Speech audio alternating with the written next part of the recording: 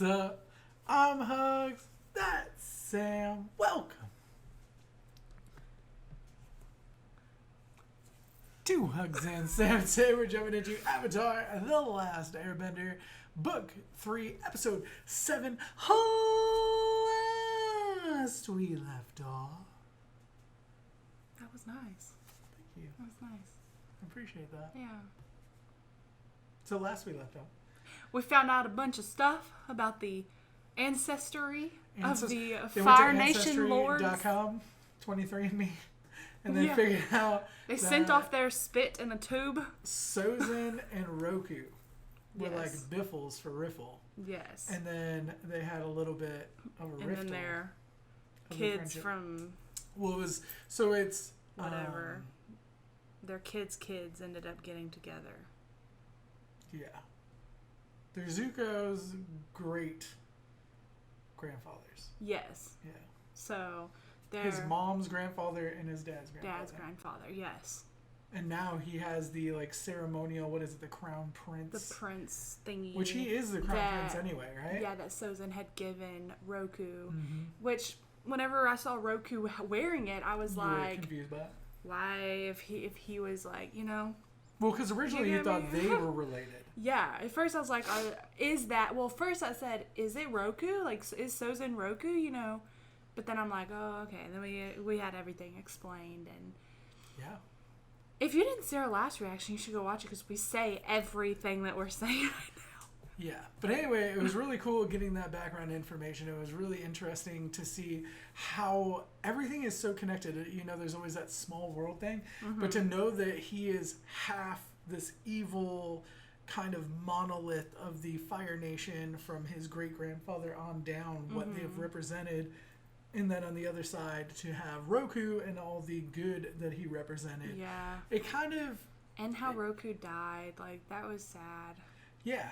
How I mean, Sozin, that was that, messed up. How he was like, "You're my ride or die, dude. I'm gonna come over here. I'm gonna save you on this like burning volcano island." Just kidding. No, I'm gonna leave you because now I can attack everybody. Yeah. But what I'm saying is, as far as like Zuko though, it shows why he's had this back and forth, this inner turmoil because he has both sides in him. Right. Also But shows then why he's so connected to. So does his sister, though, and Yeah, but she's just evil. yeah, She didn't get both sides. yeah. She didn't get the good. She didn't get her mom's side at all because her mom, she just doesn't really get with her, like at all. Yeah. I don't know. Is the mom gonna come back? I feel Is like she it. dead? I don't She's feel not like dead, she's dead. right? I don't We feel like didn't she's get dead. And confirmation I feel like now knowing this about her grandfather being Roku, that we're going to maybe have her come back. Because it shows... Well, because we thought it was her that was leading him to this information. Right. Well, I did. I don't know. Yeah, did. you said that. I didn't. I just thought it was completely Iroh that was like, that had done all of that. But how, while he's in the jail cell, could he do that? Unless he using his guns and somehow bending the metal of the jail cells at night and sneaking out. Scroll or crawl out. Using his guns, he just threw the scroll skinnier, through so the he's wall. fitting between, and then whenever he gets out, He's built like a truck. I don't know. He's like or a he's mini Hulk. melting it, and is it made out of metal? I would think so. Why would they put a firebender in a metal cage whenever he can just bend it? I don't Like, know. he can heat it and bend it, or... I mean, it would still get... Okay, so here's my question. Okay. Can Fire Nation members burn?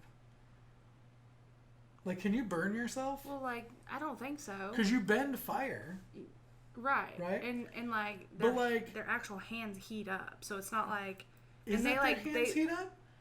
Because they, the fire, like, emanates out from their hands. Like, do their hands actually heat Well, I up? know, like, Zuko, like, whenever he melted that ice that one time, he just put his hands there and it just, like, heated up the ice. But when you take it to the fact, I mean, we're getting way into this, but I'm thinking, like, to melt metal, though, to, like, bend metal, would have to get really hot. I mean, like you can't just put like my man, you can't just put like a lighter takes up some to a lightning fire bar. from the sky and he catches that shit, you know? Yeah, but most people would die from that. Well, yeah, but not Iroh, because Iroh's Exactly. a freaking beast. But I'm saying He's like, the so dragon, what is the maximum? Like, could he literally hold metal bars till they got hot enough to be able to bend?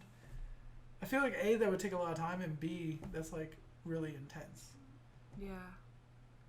I don't know. Like I said, we're getting far into this, but now you've got me thinking about it, and I'm like, well, yeah. what are the limitations to that? Can he like bend them, sneak out at night, and then come back and bend them back and make it look like he never escaped? I don't know. I don't think it would look like he never escaped, because it's like, I think of it like Play-Doh. Like, once you pull it apart, it's like, it'll be back, but it'll be like all bent to like have like... Unless he's really good at like blacksmithing, you know? Just like... just beating it with his hand, like, look straight. And then, of course, it would be like kind of like ashy, you know? Yeah. We're getting really into this. These are the things that we need to know, okay? These are the important These parts are our of the show. theories. This is Exactly. how Iroh could have done everything. You take my breath away. All right, let's go ahead and jump into it. See what's going down.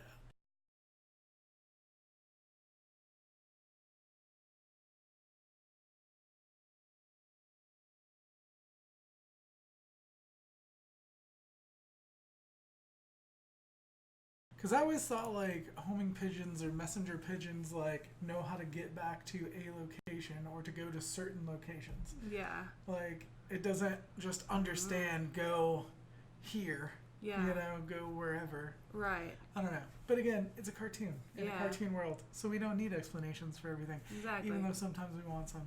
I like that they have an anti-firebender jail cell, which kind of answers our question to the beginning. What? Is could he just firebend out of his cell? Yeah. Because they had a wooden one. Right. Which So he is in a metal one, right? I thought so. I thought so too. Watch us have had that whole conversation and he's not in He's a in metal like one. a wooden one. I don't know. Either way, still good conversation. Just because we had it. It's a Yeah. good conversation. Every conversation we have is amazing. Anything so. that's a conversation starter is important to have. Good episode, though. I like how this touched back on, and I thought we got past this a little bit, their relationship as trainers to Aang. We had this when Aang was first learning earthbending, but I thought Toph and Katara had kind of moved past that, so it was weird that it came back to them fighting, getting over it again, because it's like a rehash of what we'd already had. It was even in the previously on.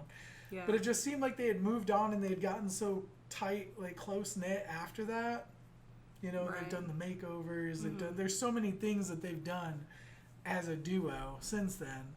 That was kind of weird how it went back, but I guess, you know, people argue from time to time. But it was just weird the way that went down to me, personally. Yeah. I do like how Katara, like, in order to be cool or whatever, like, accepted, was like, let me pull a scam. I want to do the biggest scam, and it's the one that screws them over. Right. Like, super hard. Yeah. Laser Brain, though, intense. I like the name Laser Brain better than all of Sokka's names. Laser Brain getting hit, like, right in the third eye, though, really messed him up. Because I think it's, like, a focusing thing, because it, like, blew up all over the place. Right. Don't know why he has to take a deep breath in to, like, shoot it out. It's like a blowhole. Yeah. It's like, is it air that's blowing out? But, like, it's like, I don't know. it's fire, right? If you think of, like, you know, Iroh could do fire breath, but it's, like... But his shoots out looking like air, but then it explodes at the end, like a firework. Mm-hmm. I don't know exactly how it works. And it seems like he was really confused or messed himself up in the end there. But he's definitely not going to be the last we see of him, because I highly doubt a small pebble to the Laser Brain is going to be what, like, takes him out of the series. Yeah, so he's going to be coming after But at him least, somewhere. like, that's, like, his weakness. Yeah. I figured it would be something around that would be his weakness anyway. Yeah. He just looks so damn tough. Like, why don't you just grab them with your damn raptor metal claws that he has? It's crazy. And his leg's metal. Well, I'm thinking he came and he set up this trap to begin with. So it's like, it seems like he always knows where they are. Yeah. Like, it seems like he's really good at tracking them. You would think he would just be able to capture them on his own. Right. You know what I mean? Like, Yeah. if he can always figure out where they are roughly. Yeah. I don't know. I'm still, like, really confused by him because he's, like, completely different than everyone.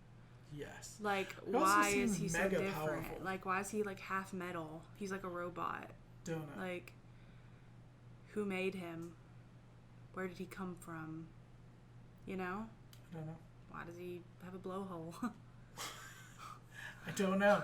These are the questions that we need to know. And I'm not talking about farting. Let us know. I have one of those. Let us know what you thought in the comment section down below. Like it if you did, sub if you don't already. Shout out to our patrons watching the full and early reactions up on Patreon. Thank you so much for your support. You really don't know how much it means. It means the world. We'll be back with more videos soon. We love you guys. Bye.